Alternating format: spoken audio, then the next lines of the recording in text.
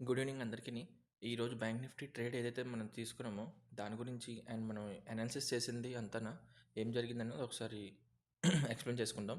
అయితే morning open అయిన తర్వాత మార్కెట్ మనకి తెలుసు బీరిష్ ట్రెండ్లో ఉందని చెప్పేసి అండ్ ఫాలో అవుతుంది. మనం టార్గెట్ ఇక్కడ ఒక డిమాండ్ పెట్టుకున్నాం ఈ లెవెల్లో 48,350 వరకుని అక్కడ వరకు వస్తుందని చెప్పి.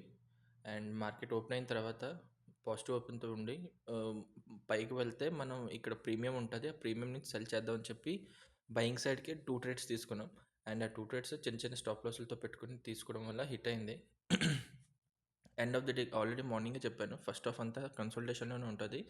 మనకి స్లోగా పైకి వెళ్ళి లిక్విడిటీ ఎప్పుడైతే సెల్లర్స్ లిక్విడిటీ ఇక్కడ ఈ పైన ఈ 2 లెవెల్స్లో ఎక్కడైతే ఉందో అక్కడి నుంచి తీసుకున్నాక అప్పుడు మనకి కింద ఫాలో వస్తుందని చెప్పి ఎక్స్పెక్ట్ చేస్తాం.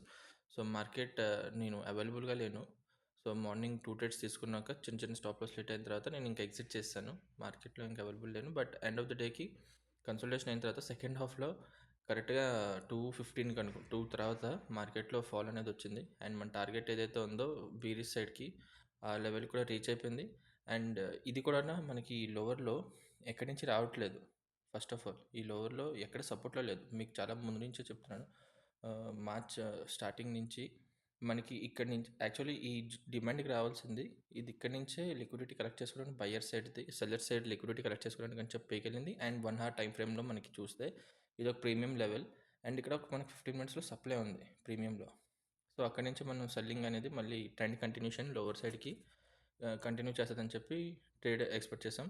అండ్ ఫైనల్లీ ఇక్కడ మన ఇది ఏదైతే లోవర్లో ఉందో ఆల్మోస్ట్ ఇక్కడ డిమాండ్లో నుంచి ట్యాప్ అయ్యి మార్కెట్ పైకి వెళ్తుంది. బట్ ఎక్కడ స్వింగ్ అనేది క్రియేట్ చేయలేదు. అండ్ ఎటువంటి స్వింగ్ లెగ్ లేదు కాబట్టి రేపు కూడా మ్యాక్స్ మనకి ఇక్కడ పాజిటివ్నెస్ ఏం చూపించలేదు కాబట్టి రేపు కూడా మ్యాక్స్ గ్యాప్ డౌన్ ఓపెన్ అయ్యి మనకి ఈ లెవెల్ నుంచి రియాక్షన్ ఇస్తే ఇవ్వచ్చు. లేదనంటే డైరెక్ట్గా మనకి లో ఎక్కడి నుంచి రావట్లేదు కాబట్టి ఇది ప్రాపర్ సపోర్ట్ కాదు. సో ఇది లో బ్రేక్ అయ్యి మనకి డే టైం ఫ్రేమ్లో ఏదైతే మనకి డిమాండ్ ఉందో ఈ డిమాండ్ డే టైం ఫ్రేమ్ది చూద్దాం. ఒకసారి మీకు చూపిస్తాను. సో మార్కెట్లో ఇది ఎప్పుడైతే ఇక్కడ నుంచి మార్కెట్ మూమెంట్ అయిందో ఆల్రెడీ ఇంత మిటిగేట్ అయిపోయింది కాబట్టి నేను ఓన్లీ వీక్ మాత్రమే పెట్టుకున్నా. సో మనం ఇది కూడా చూసినట్టయితే ఈ లో కూడా ప్రాపర్గా ఎటువంటి డిమాండ్ని ట్యాప్ చేయట్లేదు. 1 hourలో మనకి ఈ రేంజ్లో ఉంది. 47,000 లెవెల్లో మనకి ఒక సపోర్ట్ ఉంది.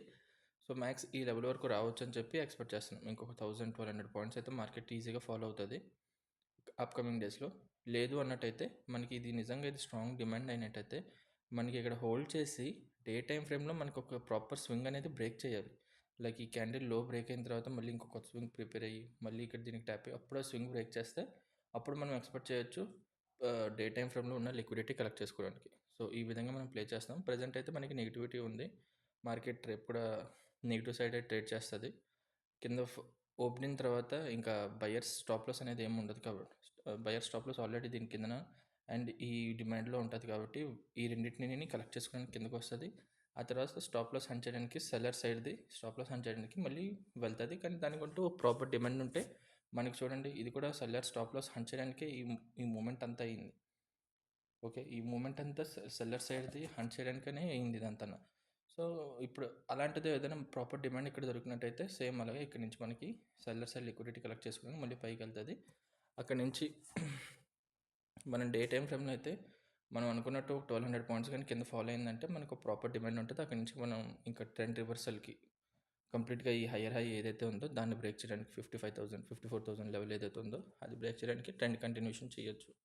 సో ఇది ఓవరాల్గా హయ్యర్ టైం ఫ్రేమ్ ప్రకారం అయితే తీసుకునే ట్రేడ్స్ కోసం. అండ్ లోవర్ టైం ఫ్రేమ్లో మనం ఎవ్రీడే ఇంటర్డేకి ఎలాగైతే ట్రేడ్ తీసుకుంటామో అది రేపు మార్నింగ్ ట్రేడ్ తీసుకునేప్పుడు వీడియో రికార్డ్ చేసి మళ్ళీ పెడతాను. Thank you.